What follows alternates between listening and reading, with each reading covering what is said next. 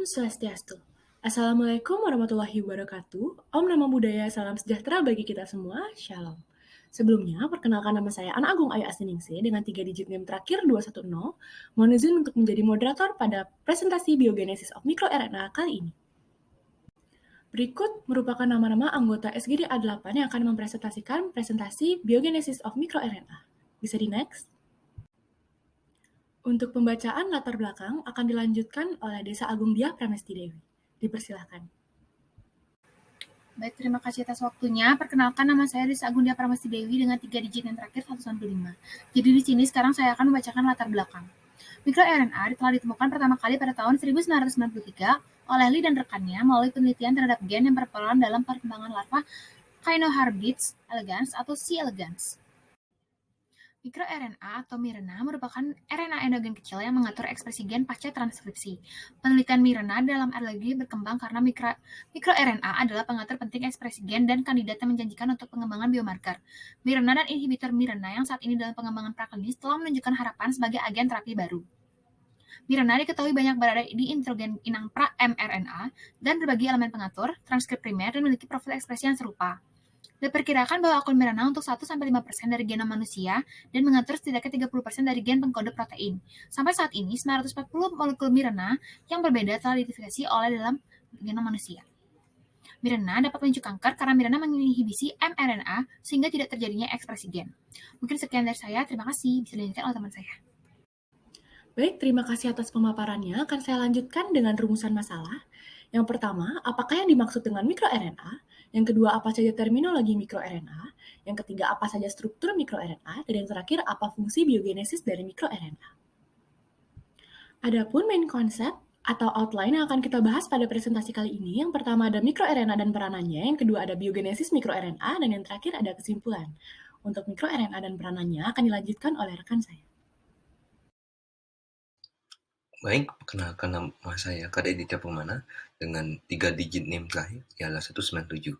Di sini saya akan membahas mengenai definisi mikroRNA. MicroRNA atau microribonucleic acids atau dikatakan juga miRNAs adalah untaian tunggal RNA yang terlibat pada proses transkripsi dan translasi pada sel.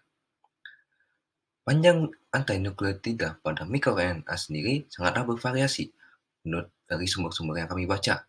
Ada yang mengatakan 19-24 rantai nukleotida, ada yang mengatakan pula 20-25 rantai nukleotida, ada yang mengatakan juga 21-23 rantai nukleotida. Sehingga kami simpulkan bahwa rata-rata panjang rantai nukleotida pada mikroRNA ialah 22 rantai nukleotida. MicroRNA adalah RNA non-coding berukuran kecil yang mengatur ekspresi gen pada tingkat pasca transkripsi, baik melalui degradasi atau represi translasi mRNA target.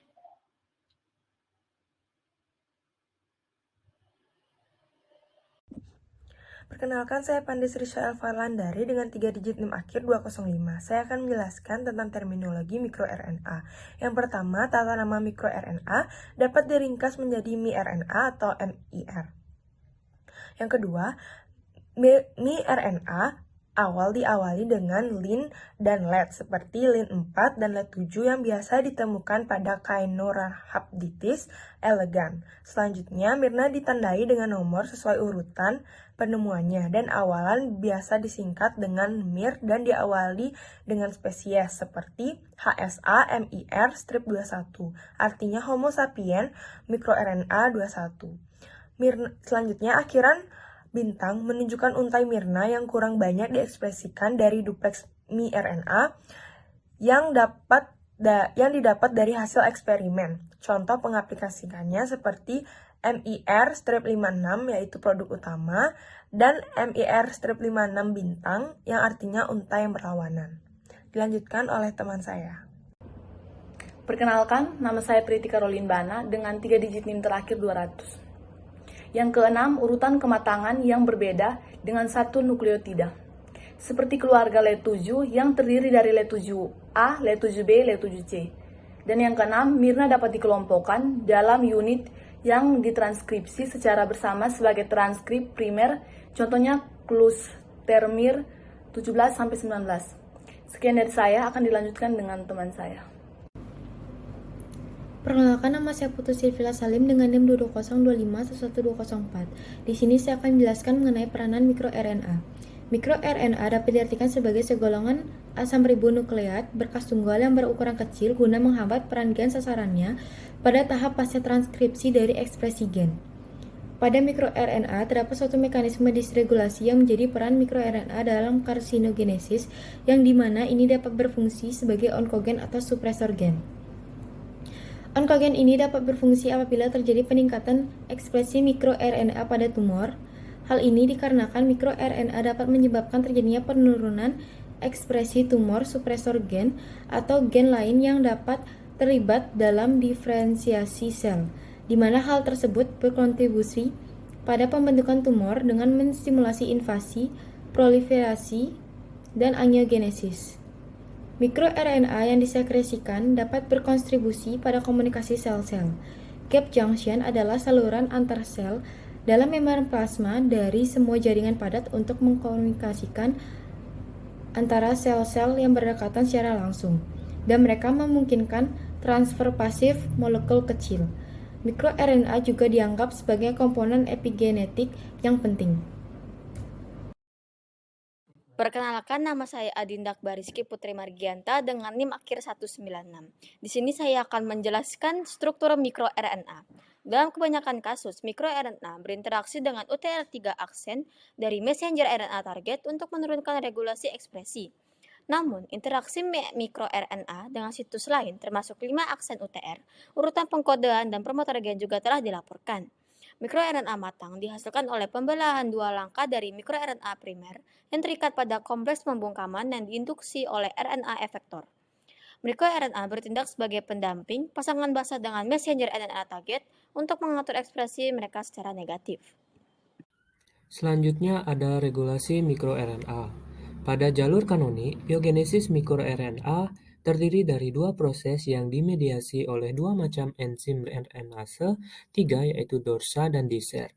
Proses yang pertama terjadi di dalam nukleus, dimulai dari transkrip primer, prim-RNA, hingga prekursor miRNA atau premi-RNA yang dimediasi oleh DORSA. Proses selanjutnya terjadi di dalam sitoplasma, dimulai dari pre-miRNA hingga maturasi miRNA yang dimediasi oleh DISER. Perkenalkan, nama saya Imadi Saploekunda dengan 3 digit NIM terakhir 199. Dalam jalur kanonik, miRNA ditranskripsikan dalam bentuk pre-miRNA yang panjang, poliadenilasi, dan tertutup. Kompleks mikroprosesor yang terdiri dari DROSA dan Dicor Syndrome Critical Region 8 atau DGCR8 memotong pre-miRNA menjadi pre-miRNA dengan bentuk hairpin. Dalam jalur non-kanonik terdiri dari 3 sumber, yaitu small hairpin RNA atau shRNA, mirtron, dan M7G pre-miRNA. Small hairpin RNA atau shRNA awalnya dipecah dan oleh kompleks mikroprosesor yang diangkut menuju sitoplasma dengan bantuan eksportin 5. Kemudian shRNA ini diproses lebih lanjut dengan bantuan protein AGO2 yang tidak bergantung pada DISER. Kemudian mirtrons dan 7-methyl-1 encapsid atau M7G pre-miRNA bergantung pada DISER. Dalam perpindahan nukleositoplasma mereka, mirtron diangkut lewat eksportin 5 atau RAN-GTP, sementara M7G pre-miRNA diangkut lewat eksportin 1. Semua jalur akhirnya mengarah ke kompleks miRSC fungsional. Sekian, terima kasih. Perkenalkan, saya Jane Kesliamasa dengan 3 digit NIM terakhir 203. Baik, saya akan melanjutkan penjelasan mengenai jalur kanonik biogenesis mikroRNA di dalam sitoplasma. Setelah berada di sitoplasma, pra-mikroRNA menjalani proses lebih lanjut dan membentuk kompleks yang mengandung enzim DISER dan chaperone HSP90. Selanjutnya, pra-mikroRNA dibelah oleh DISER yang dibantu oleh TRBP atau Trans-Activation Response Element RNA Binding Protein dan Protein Activator. DISER berperan sebagai molecular ruler yang mengukur jarak antara ujung basal pra-mikroRNA dan bagian pembelahan di dekat terminal loop. Proses ini menyebabkan elemen terminal loop terlepas. DISER seringkali tidak membelah secara tepat, sehingga menghasilkan 2 atau lebih varian duplex mikroRNA matang yang berbeda. Salah satu untaian dipilih untuk menjadi mikroRNA yang matang dan bergabung dengan protein Argonaute membentuk RISC atau RNA Induced Silencing Complex. Selanjutnya, RISC yang telah aktif akan mengenali urutan mRNA spesifik dan menginduksi komplementer pasangan basa yang menghambat proses translasi atau ekspresi mRNA. Mungkin sekian dari saya, terima kasih. Perkenalkan, nama saya Igede Surtadewa Parmarta dengan 3 digit NIM terakhir 209. Baik, di sini saya akan menjelaskan fungsi biogenesis mikroRNA. MikroRNA dapat mengatur stabilitas mRNA dengan cara mengikatnya secara langsung, menghambat translasi protein, atau membelah situs target komplementer sebagian. Peran miRNA dalam inisiasi, progresi, dan metastasis pada kanker memunculkan miRNA sebagai target dalam pembuatan obat baru atau sebagai alat terapi baru. Terdapat 2 strategi utama untuk menjadikan ekspresi miRNA sebagai target pengobatan kanker, yaitu strategi langsung dengan menekan ekspresi miRNA onkogenik atau meningkatkan ekspresi miRNA penekan tumor. Slide selanjutnya akan dijelaskan oleh teman saya. Baik, perkenalkan, nama saya Nikadek Putri Sintia Utami dengan NIM akhir 206. Jadi, untuk fungsi biogenesis mikroRNA itu terdapat berbagai studi yang menunjukkan bahwa mikroRNA dapat digunakan untuk pengobatan kanker atau terapi dari kanker. Namun, masih terdapat banyak kesenjangan di antara penelitian dasar dan juga aplikasi klinis dari mikroRNA sendiri. Penelitian tersebut sangat penting dilakukan karena dapat meningkatkan efikasi dan menurunkan efek samping dari mikroRNA. Para ahli juga perlu menggali lebih dalam terkait pengetahuan mengenai mikroRNA ini, karena hal tersebut masih terlalu dini untuk memprediksi apakah pemanfaatan mikroRNA untuk penanganan kanker dapat direalisasikan. Perkenalkan, nama saya Imade Yogi Satria Dharma Putra dengan NIM akhir 202. Saya akan membacakan kesimpulan dari student project kami. MikroRNA adalah untaian tunggal RNA yang rata-rata tersusun atas 22 rantai nukleotida yang terlibat pada proses transkripsi dan translasi sel.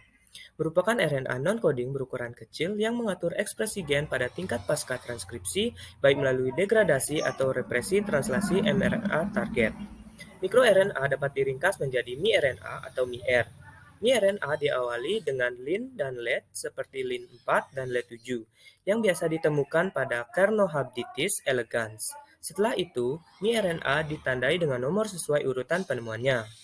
Pada miRNA terdapat suatu mekanisme disregulasi yang menjadi peran miRNA pada karsinogenesis, yang dimana ini dapat berfungsi sebagai onkogen atau suppressor gen, yang berfungsi apabila terjadi peningkatan ekspresi miRNA pada tumor.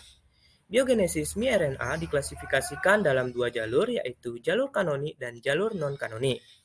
Berbagai studi menunjukkan bahwa miRNA dapat digunakan untuk pengobatan kanker atau terapi kanker.